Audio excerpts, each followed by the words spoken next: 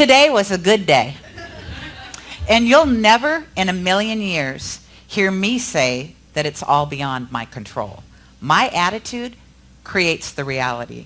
I'm sure you can agree that it's not true that good exists only if one's surroundings are good. True happiness can be obtained. It's all in the mind and heart. And it's not true that satisfaction and happiness don't last. Some goodness does shine through once in a while, even if this world is a pretty evil place. Because when you take a closer look, there's something good in every day. And don't try to convince me that today was absolutely the worst day ever. That's a palindrome. And what that means is you can read it one way and feel something. And then you read it absolutely in reverse and you can feel something different. That's life. That's life. That is accepting what is. Life just is. I wish I could tell you that you are always, always, always going to be in sunshine. And everybody's always, always going to love and adore you. And I would be not telling you the truth. Because life happens to all of us. You will have a partner that decides to leave you. You could have a pet that you adore that gets sick and dies. You could have friends that get angry with you. We all have those instances in our life. And really, it's just life. Then what we do is we add a story to it. So then we make the story of my husband just left me. And he didn't, by the way, so don't everybody freak out and come to me after service and tell me how sorry they are. Paul and I are good. But let's say my story is my husband left me. That's life. What isn't life is me telling you what a terrible person he was and how he did this and how he did that and and how could he leave me? And those are emotions. Those are emotions. And the truth of the matter is those are ours, or those are mine, or those are yours. How you deal with anything in life, regardless of what it is, that's why we're here. That's why we're here, is to learn how to deal with things. It's easy to deal with the good, is it not? Because we deem it good, so it makes us happy. And so it's easy to find that place of, yeah, that was great, more please. And that can happen, more please, more please. Except I just sat with my sister-in-law and my brother passed away unexpectedly at the end of March. So her life was really happy. And then all of a sudden, her life changed drastically. Drastically. And her conversation with me when I sat with her was literally during the bite of a sandwich, her looking at me and saying, "How are you dealing with the death of your brother?"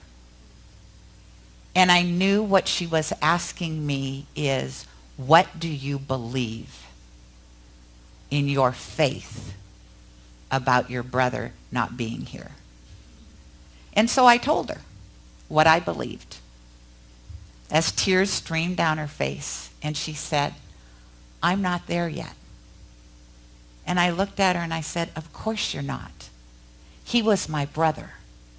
And so, although I loved him very dearly, it was a deeper type of love, and I look at it differently. If it was my husband, I would be right where you are right now. And that's okay. She said, "You'd change what you believe?" And I said, "No, I wouldn't change what I believe. I still believe that my brother is in an amazing place and that he is only a memory away from me, or a conversation, if I choose to sit in the quiet, away from me." I said, "But that's different than the relationship I have with my husband, and all of a sudden, if he was gone, I would be devastated, because that's human. And of course we would be." And one of the sticks, if you will, of this philosophy is people misunderstand the it's all good because it's all God. Yes, it is all good because it's all God. But when you're in the middle of something that is devastating on the human level, please don't do a spiritual bypass of, oh, it's all good. I'm great. My husband just died. Life is good. No, it's not. It's not good in that moment. And that's okay. Emotions are okay. However, understand they're your emotions. And because of that, you get to decide. If my husband died, I would be a puddle, and I would be okay with that. And I would dare anybody to come up to me and say, oh, you need to get over that. That's just life. Yeah, no. No, that's not what we teach here. There is a huge misunderstanding of what we teach here, what accepting what is means versus how is that hitting my heart. And there is nothing worse, and I learned this when I was in practitioner training, than bypassing your emotions.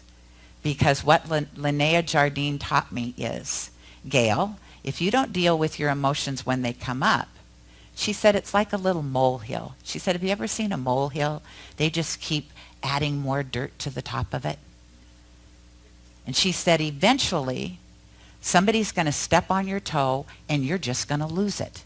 Because all of those emotions, like a volcano, are just sitting there waiting to burst. And so, yes, accepting what is means, how do I accept what is? How do I get up every single day? Today, for instance, I don't know how many of you have been watching the news. How many of you may be a little freaked out? That's okay. That isn't an emotion. That's an emotion. I remember, I think that I am not as afraid as some people may be, because if you're my age or around my age, we grew up with duck under your desk. That's how we spent from kindergarten to about 4th grade, was learning how to take care of ourselves in case there was a nuclear attack because of the Cold War. And so you would practice during the day. At night, in the middle of a TV program, your TV all of a sudden would go into this awful sound, screaming at you, and this voice would come on and say, don't be alarmed. Seriously? Don't be alarmed? Okay, don't be alarmed. We are just testing our notification system in case we want to alarm you. So how do we accept what is? What are some of the things that we can do? So first of all, I can complain about the way the world is today, and I can spend all of my energy complaining about what I disagree with or who I disagree with. That doesn't solve anything. It doesn't solve anything. And one of the bases of this philosophy is don't add energy to things that are not good, because all you're doing is feeding the beast. And so as much as I would love to rail on, because I just saw Al Gore's second movie of Inconvenient Truth, and that makes your eyes kind of go, oh, okay. And yet, even at the end of that movie, his wasn't, there wasn't a thing about get angry. There was a thing about choose how you spend your money. Don't talk about global warming and drive a Jeep. I do, sorry. And it's one of the things when you talk about a car, I'm going to own up to the fact I am not willing at this time in my life not to own a car that I love. And if I didn't have a Jeep, I'd have a Porsche. So, and there's still other ways I can be conscientious. Cynthia Zink will tell you, I am a little bit critical about people who don't put recycle into the recycle container. They're very close to each other, and yet I will come in and I will see paper in the garbage can. And it drives me crazy. And then what I decided was, that doesn't help. Me being crazy doesn't help. Just take the paper out of the garbage can, put it in the recycle can, and thank you, God, that I saw it before it ended up in the garbage can. You know, that's what I can do. I could continue to complain about it. It doesn't solve anything. Or I could take action. And my action is reach into the garbage can, take it out if it bothers you.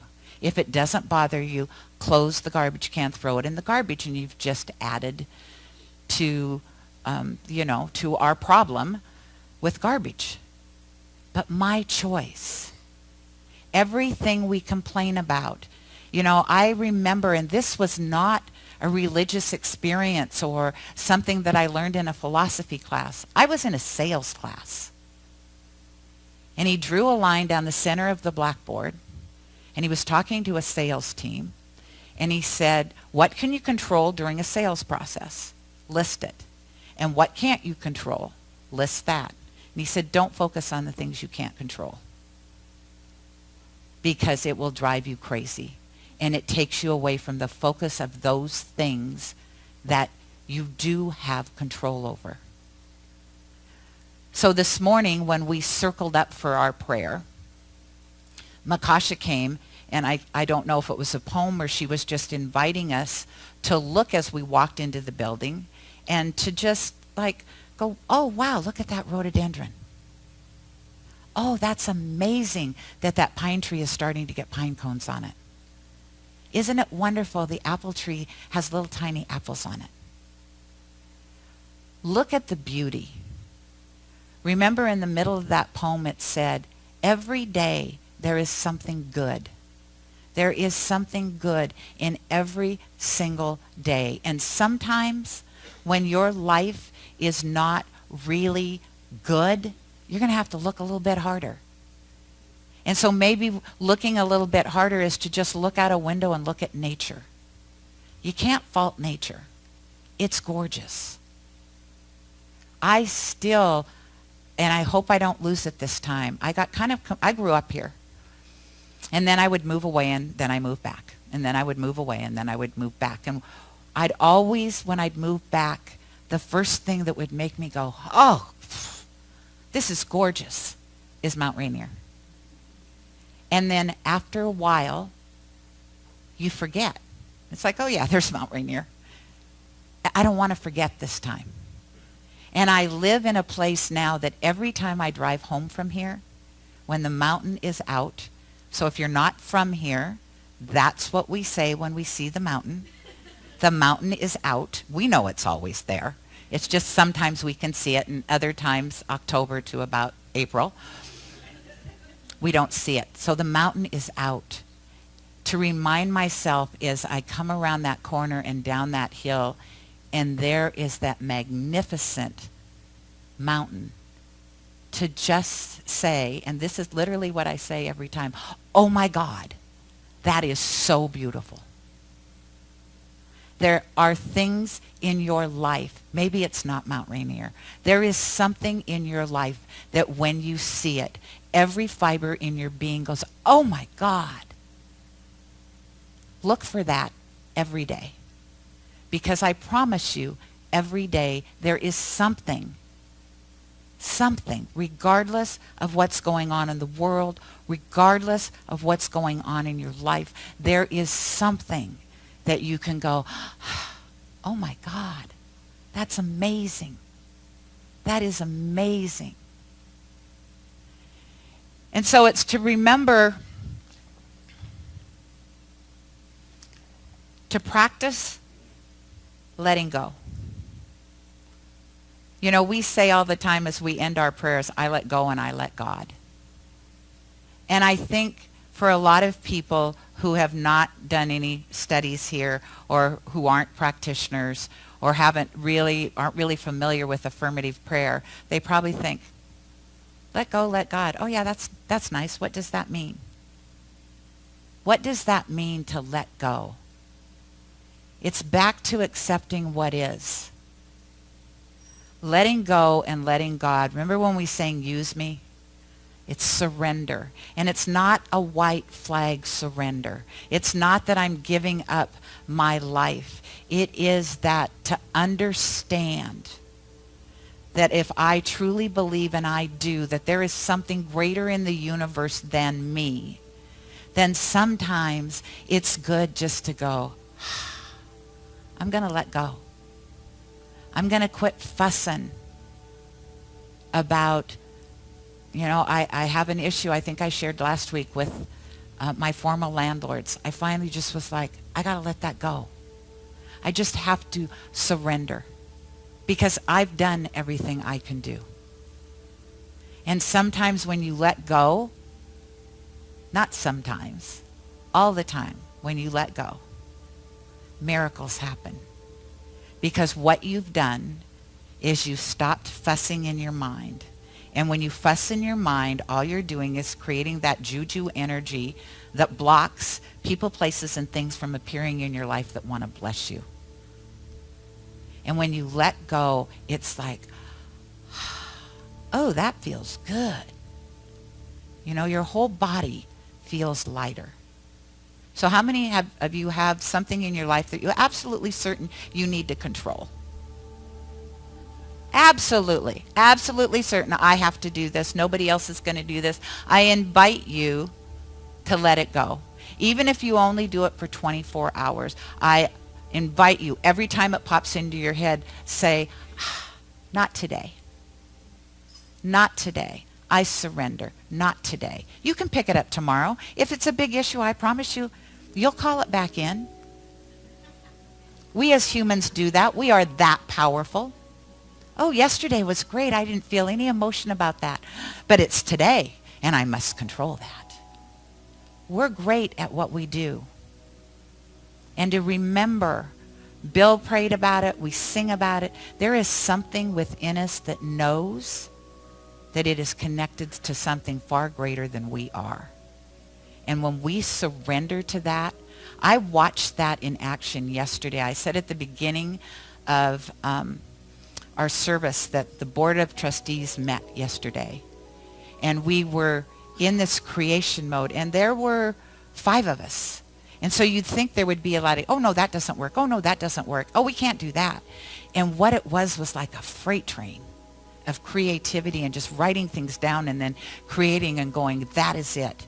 And the more we did it, the quicker it happened. Because we got out of our human heads and we allowed and surrendered to that place within us that is brilliant. Because you're all brilliant. So let's just pray about that, shall we? So if you choose, close your eyes. You don't have to. And just breathe in the magnificence of this room. Breathe in that unconditional love, that container that Kim's been holding for us throughout the whole service. Breathe that in and know that's the truth of who you are. Every cell in your being will respond to that truth, I promise you. Because every cell of your being knows the truth. That you are the power and presence of God in form. There is nothing that separates you from that. Nothing that comes between you and your divinity.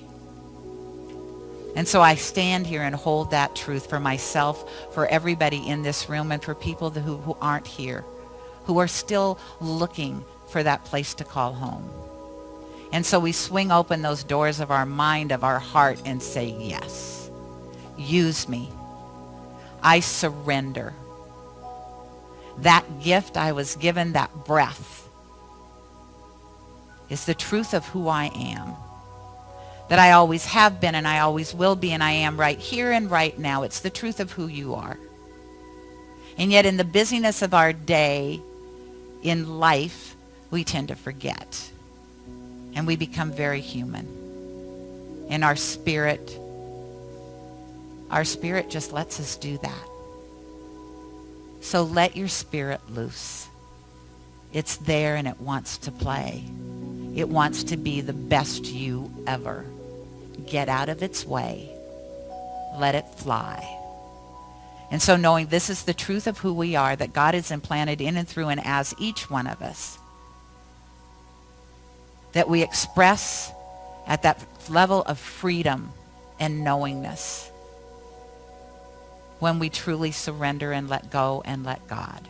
So I give thanks for that, for Mother God, Father God's Spirit within me to hold and know that truth for myself and for everybody here. Knowing the connection is real, knowing the vibration is true. I release these words. I let go.